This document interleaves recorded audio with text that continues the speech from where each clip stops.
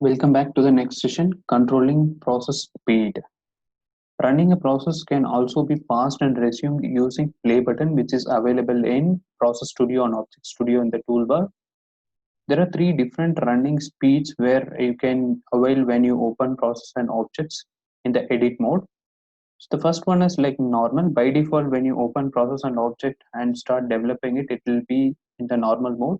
If you want to increase the speed of, if you want to increase the running speed, you can change that to fast and slow, and you can see a lot more in detail related to step in, step out, and step over. There are other three different methods to run that as well.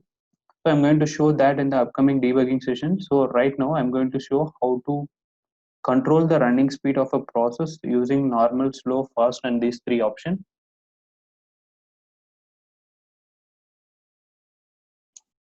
So this is one of the process which which I've developed, and that is used to show the controlling speed of your process and object. So anyway, we are going to do the development of this one from scratch. So just to show how to run or how to control the speed of the process, I'm going to use this as a template or example.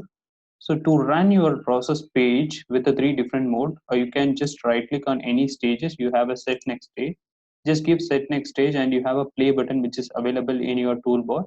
Just select there. By default, it will be pointing to normal speed. So which you don't need to do anything. So by default, it will be normal speed. So if you just click play button, it's going to run it in normal speed. It's not going to be too fast or it's not going to be too slow.